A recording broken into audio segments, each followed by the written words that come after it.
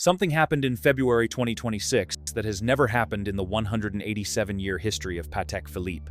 They cut prices across the entire catalog, in a market where every other luxury brand raised prices. The watch world didn't know how to feel about it. Some collectors saw an opportunity, some saw a warning sign, and some, the ones who already owned one, quietly wondered what it meant for what they'd paid.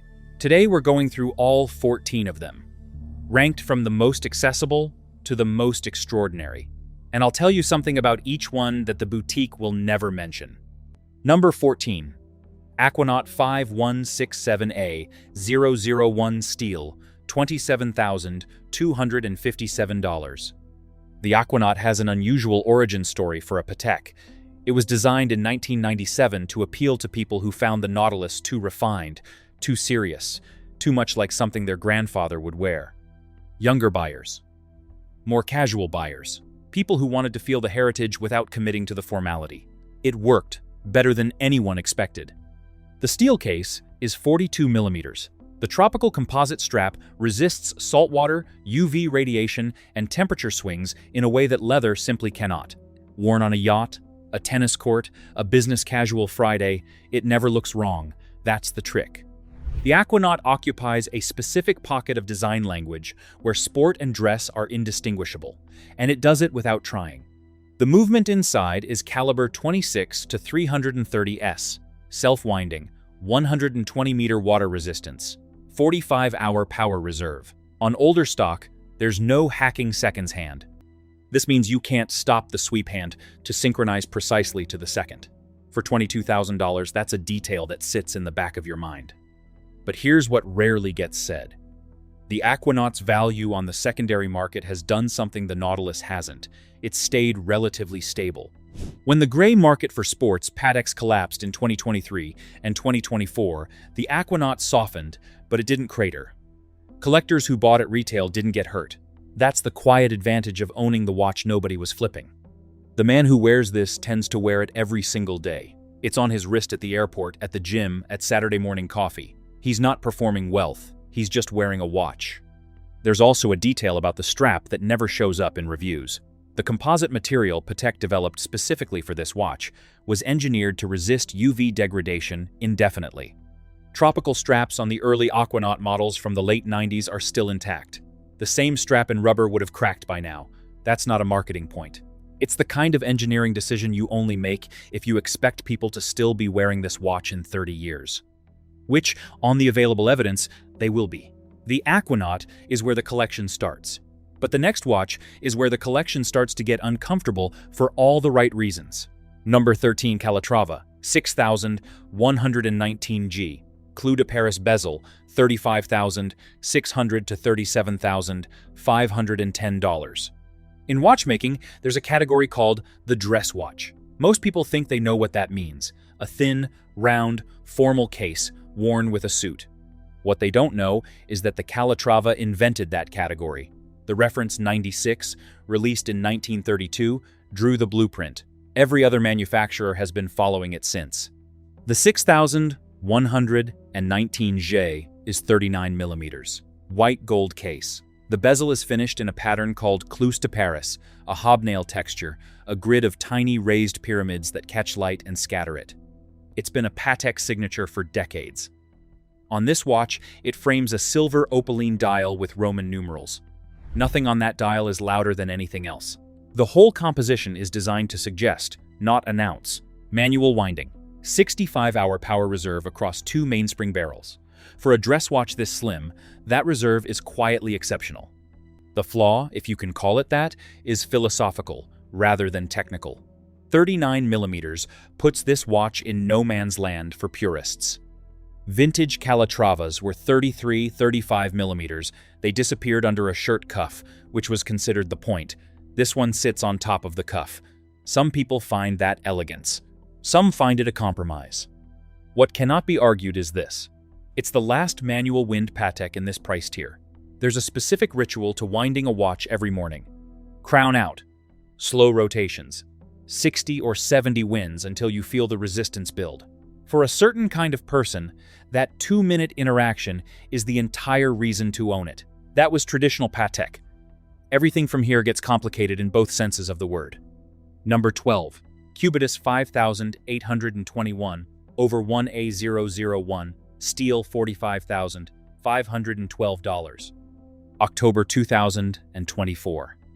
Patek Philippe hosts a private event in Munich and reveals the first new men's collection in 27 years. The watch world has been waiting for this moment. Anticipation is at a fever pitch.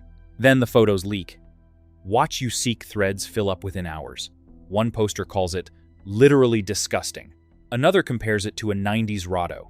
Someone notes that decubitus is a medical term for a bedsore. Ben Clymer at Hodinkee opens his review by explicitly saying it is not a love letter. Patek's own promotional video, shot like a Windows 95 screensaver with millionaires on a New York rooftop, makes things considerably worse. And then Thierry Stern, the brand's president, responds to the criticism by saying, "The haters are mostly people who have never had a Patek and never will."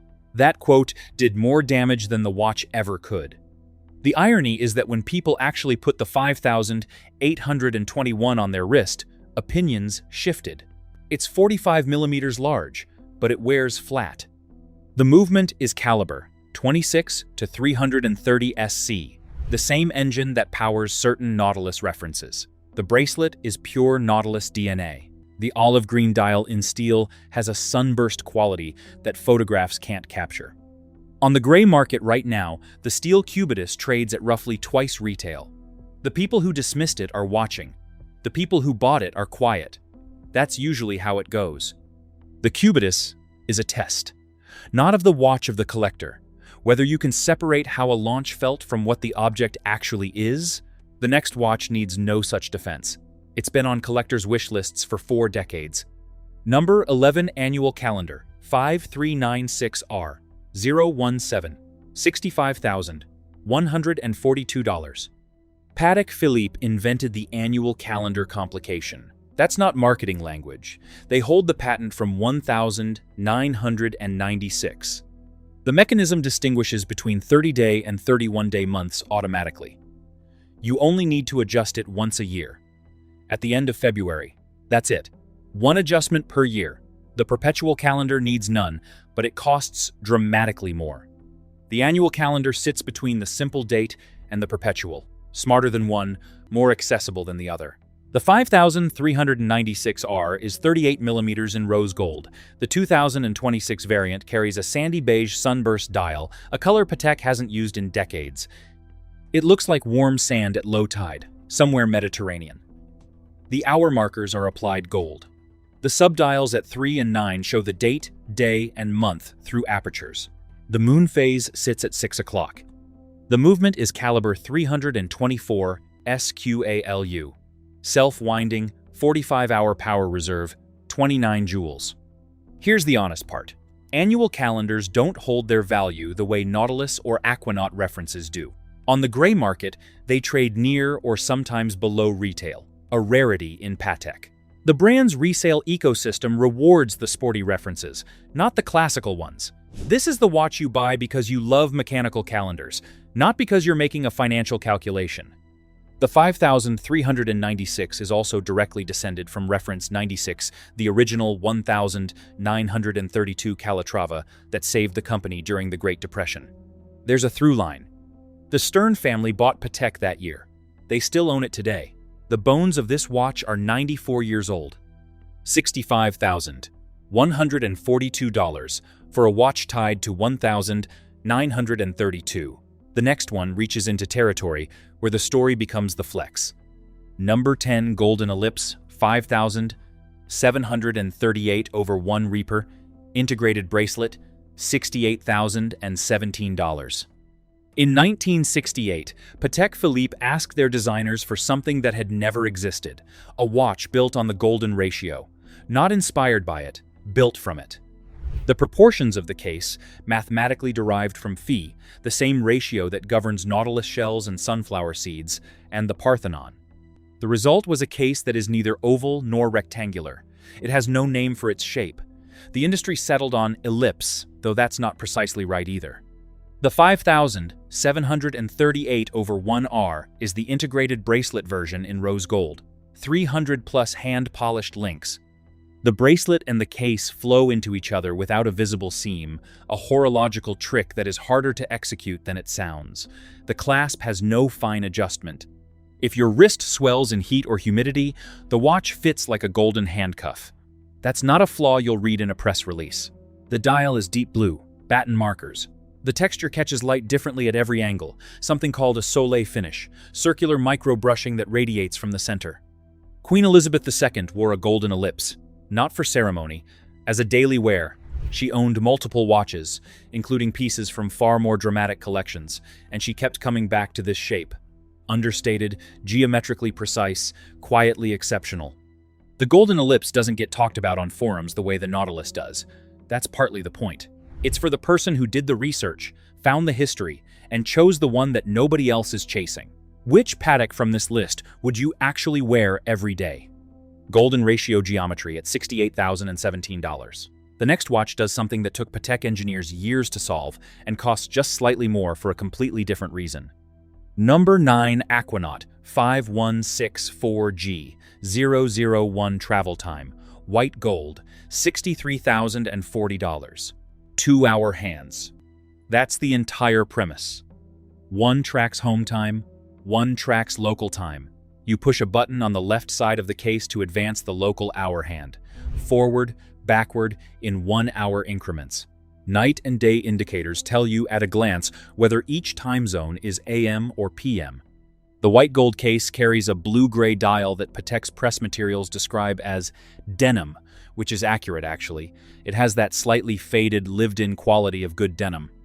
This is the Aquanaut travel time in white gold, and it has a specific history worth knowing. Patek discontinued the steel version, reference 5164A, in 2024, intentionally.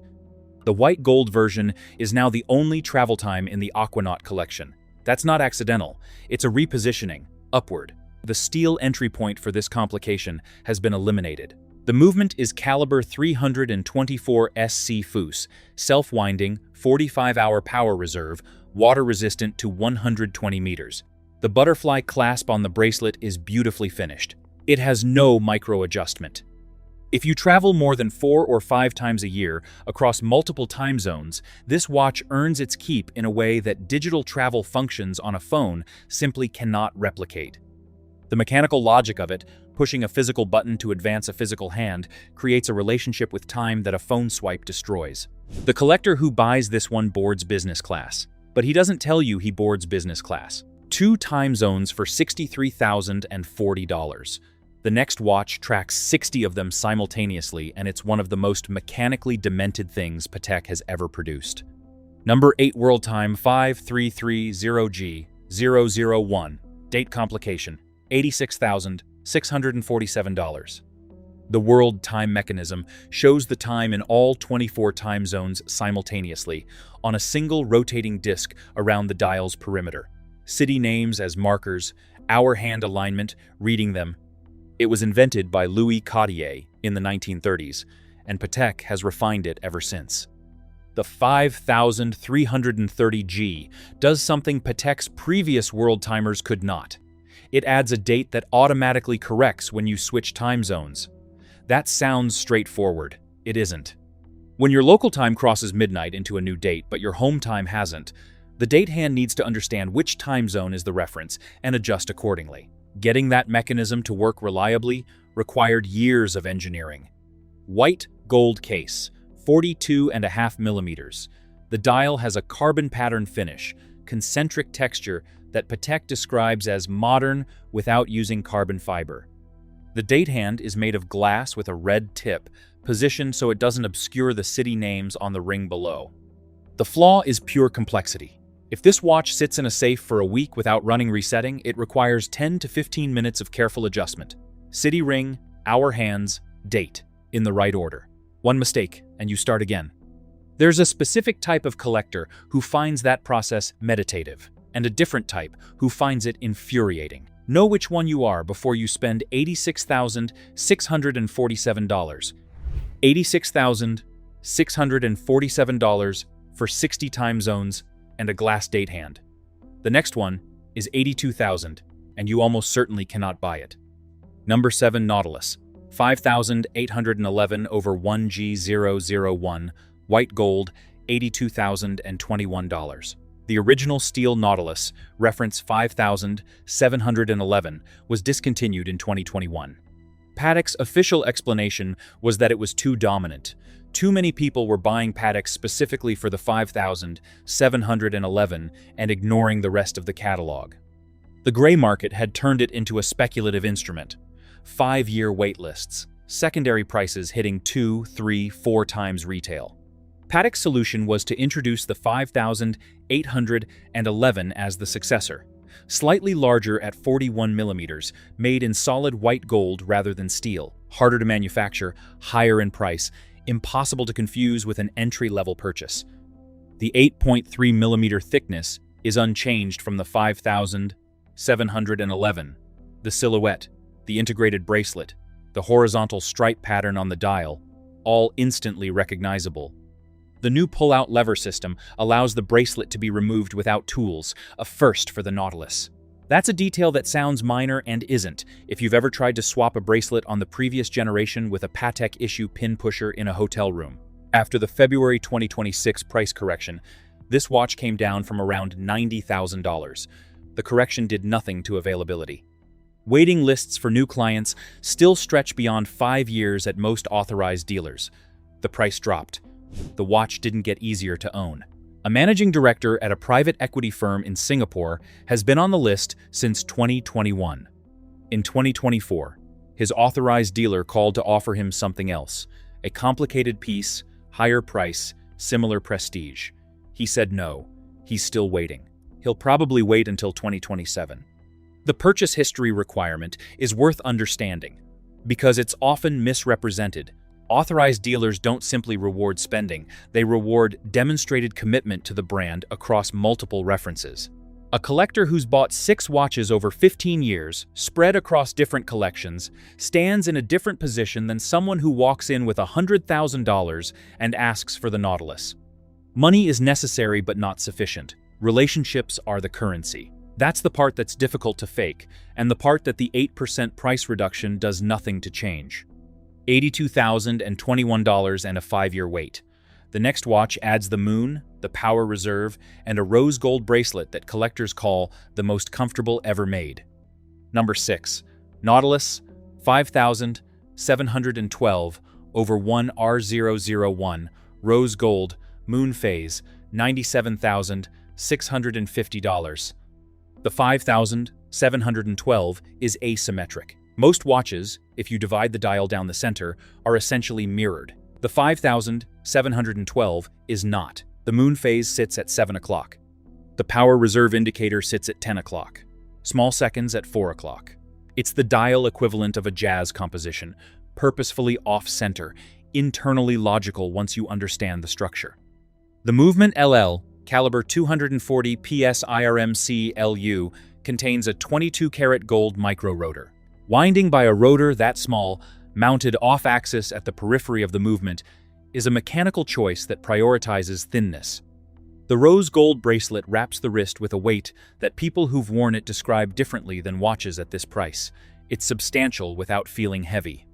Water resistance drops to 60 meters on this reference, half that of the 5,811, because the pusher mechanism for the moon phase creates a point of ingress, not a meaningful limitation for most wearers.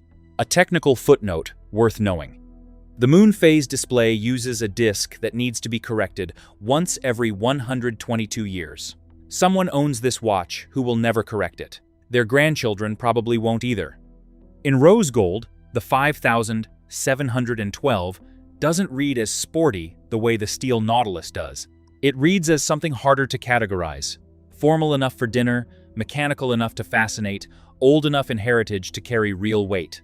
Have you ever worn a watch and felt like you'd finally made the right decision? That's what people describe after a week with this one.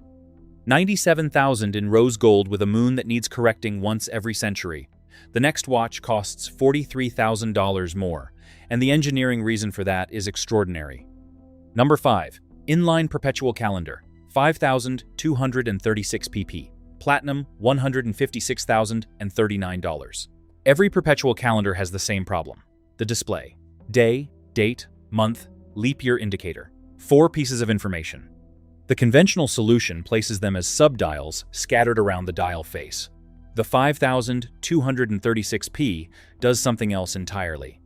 All 4 are aligned in a single horizontal window at 12 o'clock. Day on the left, date in the center, month on the right, leap year at the far right. 4 separate discs, all on the same plane, all reading left to right like a sentence. To make 4 synchronized rotating discs sit coplanar required a mechanism Patek patented specifically for this watch. It's a world first. Not a Patek first, a world first. The consequence is visible. The bottom 2/3 of the dial is almost empty. Just 2 slim applied hour markers and a pair of hands on a pale gray surface. Some collectors find that void elegant, a canvas that shows off the finishing. Others find it unresolved, a dial that was designed around an engineering constraint rather than a visual intention. Platinum case, 41 millimeters. The movement is caliber 26 to 330 SQA-LU.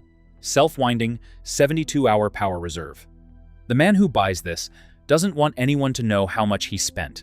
He wants to know, privately, that he has the most technically interesting perpetual calendar in the room.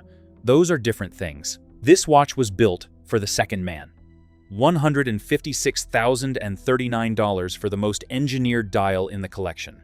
What comes next adds a skeleton to a square case and costs $31,000 more. Number 4, Cubitus Perpetual Calendar, 5,840p Platinum. Skeleton, $187,547. Here's where the Cubitus debate gets complicated. The collectors who rejected the steel 5,821 based on aesthetics generally agreed on one thing: the complications when they came would be harder to dismiss. Because Patek's movement work at this tier isn't controversial, it never has been. The 5,840p is the Cubitus in Platinum, with a perpetual calendar and a fully skeletonized movement.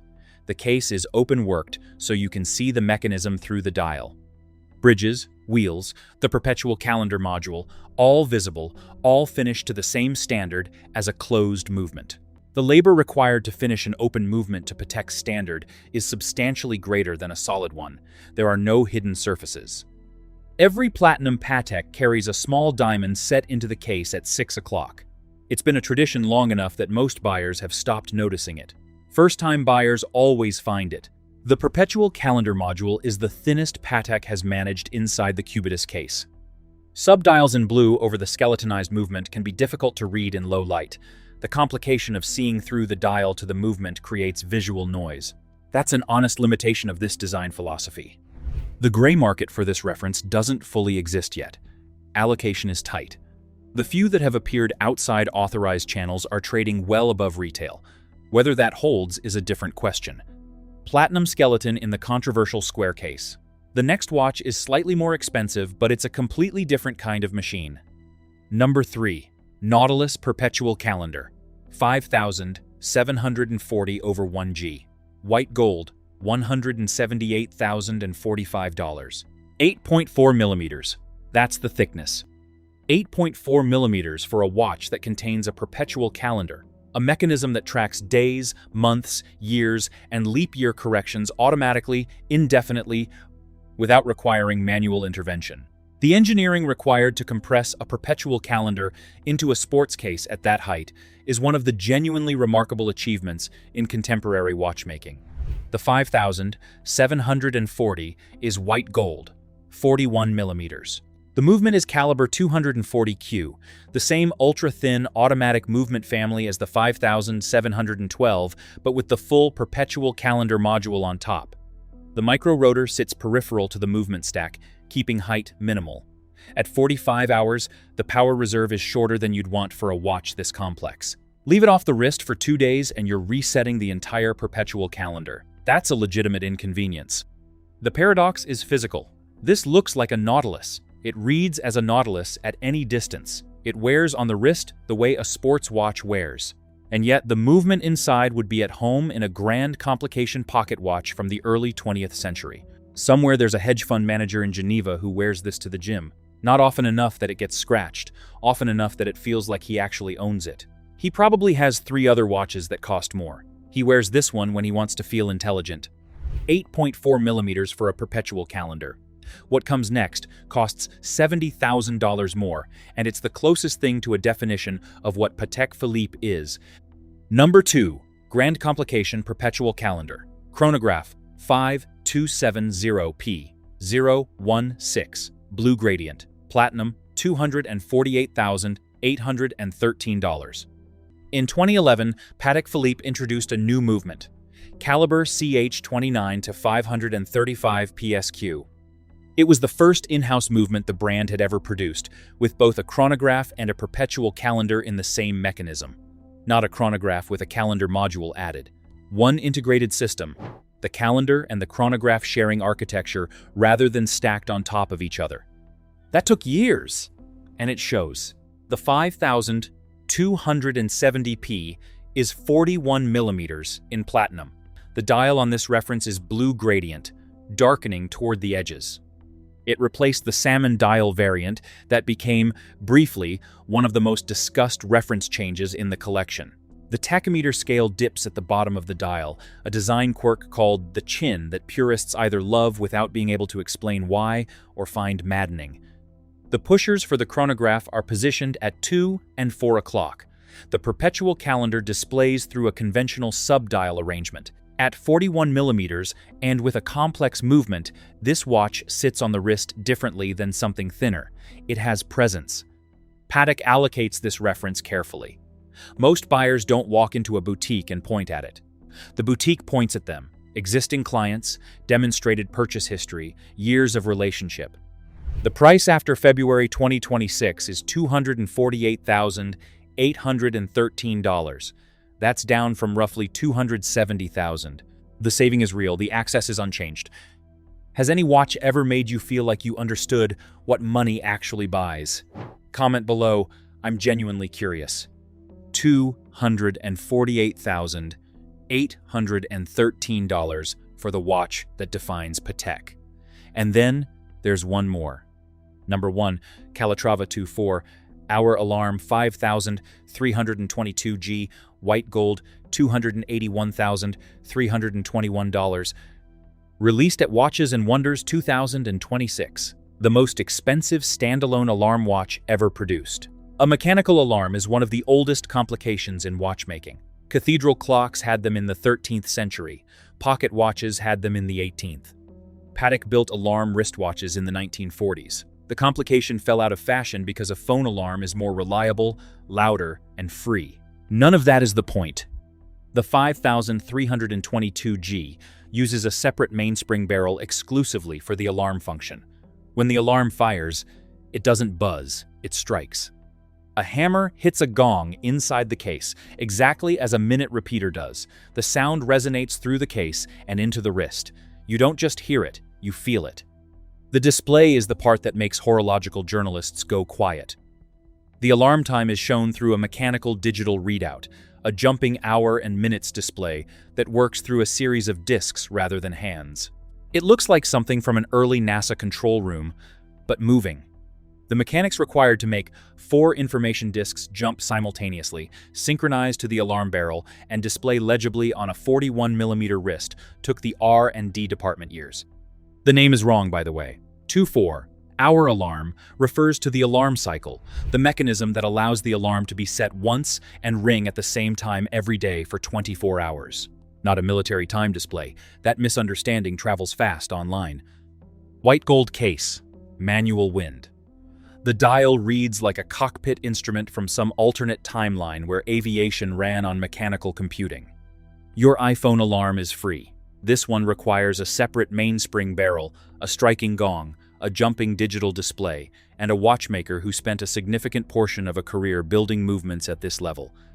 The R&D alone, the years of prototyping, the caliber development, the finishing standards applied to a movement most people will never see opened, is invisible in the final object.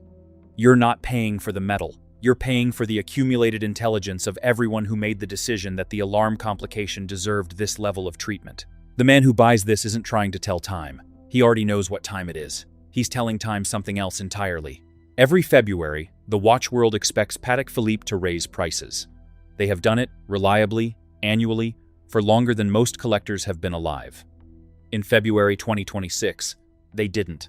That decision cost Patek real money in margin. It also did something no marketing budget could buy. It confirmed that the brand's relationship with its customers still matters more than the annual ritual of price increases. In a market where Rolex raised prices 7% on January 1st, while tariffs were lower than they'd been in a year, Patek went the other direction. 14 watches. The same name on every dial, most of them still impossible to buy at retail. If you've spent any real time researching which Patek to buy, or whether to buy one at all, you know the research rabbit hole has no bottom. Forums disagreeing with each other. Gray market dealers with agendas. Boutiques that won't tell you how long the wait list actually is. The guide in the pinned comment cuts through all of that. It won't tell you which watch to buy. It'll help you understand why you want what you want, which turns out to be more useful than any list. But before you click that link, like this video and subscribe for more.